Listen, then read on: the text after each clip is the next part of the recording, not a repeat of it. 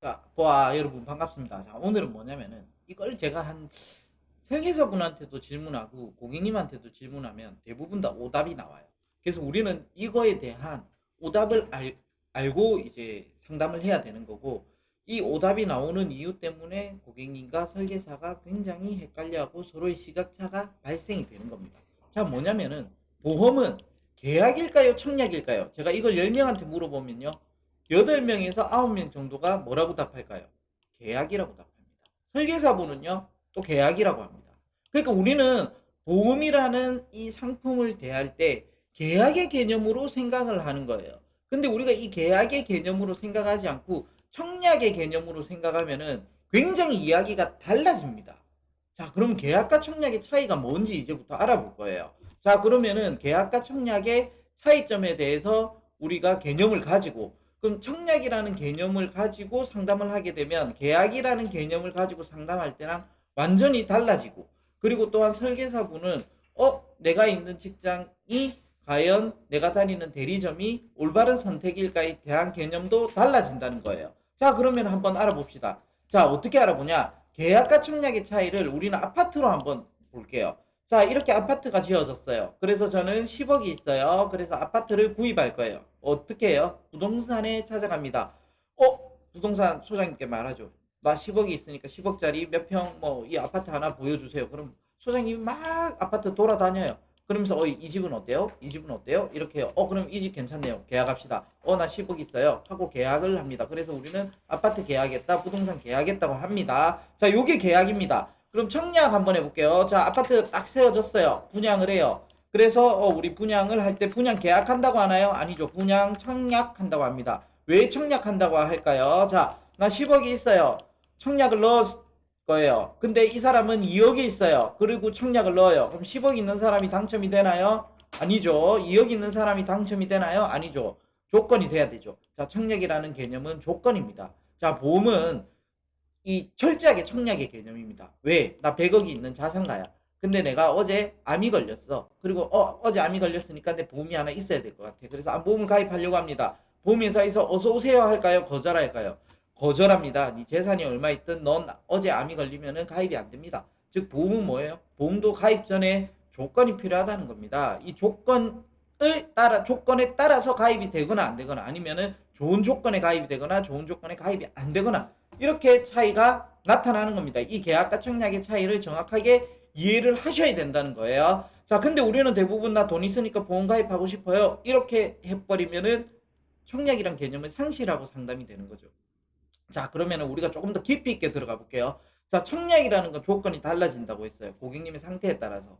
그런데 더 깊이 들어가 볼게요. 고객님의 상태에서 달라지는 거는 1차원적인 생각, 정답이죠, 당연히. 그건 달라지는 건 당연해요. 근데 한 개 회사에만 심사를 넣는 거랑 10개 회사에 심사에 넣는 거랑 결과는 어떻게 될까요? 고객님 입장에서, 설계사 입장에서.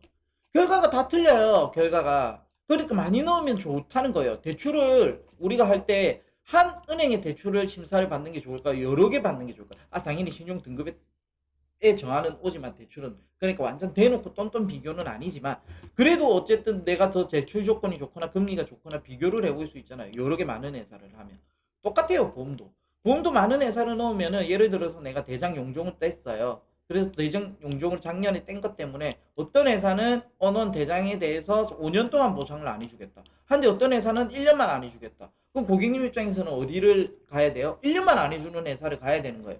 판매하는 설계사 입장에서도 1년만 안 해주는 회사를 할 때 더 좋은 결과가 나오겠죠. 더 좋은 상품을 판매할 수 있는 거겠죠. 자, 이게 엄청 중요한 겁니다. 더 중요한 거 이야기해 드릴게요. 이것까지는 우리가 1차원, 2차원적인 생각을 했어요. 3차원적인 생각이에요. 더 중요한 게 있어요. 설계사마다 청약의 결과가 달라질 수도 있다는 사실이에요. 예를 들어서 A라는 설계사가 있고 B라는 설계사도 있어요. 요 A라는 설계사도 모든 회사 상품을 다 판매하는 설계사고, B라는 회사에 다니는 설계사도, 대리점도 모든 회사의 상품을 다 판매하는 설계사예요. 그래서 고객님이 A라는 설계사한테 넣었는데 대장에 문제가 있었다, 용종을 뗐다. 그래서 얘는, 나는 2년을 받았어요. 많은 회사를 심사받아서. 근데 B라는 설계사한테 넣었더니 1년이 된 거예요. 그쵸?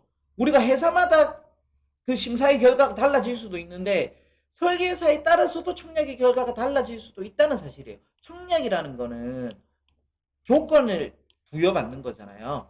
이게 넣는 회사에 따라 틀리고 넣는 설계사에 따라서도 미세하게 차이가 발생할 수도 있다는 사실이죠.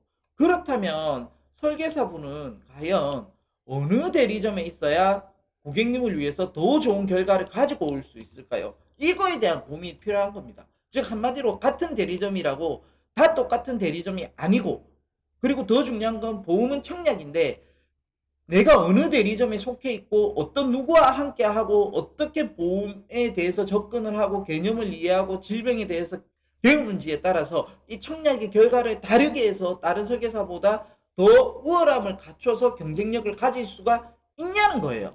우리는 그러면 이렇게 좋은 결과를 가지려고 하면 어떻게 해야 된다? 답을 알고 있죠. 여러분들은 어떻게 해요? 내가 청약 심사를 넣어서 이 고객님을 위해서 최고의 결과를 다른 설계사보다 더 압도적으로 잘 받고 싶다. 그러면 어떻게 해야? 어떻게 하냐?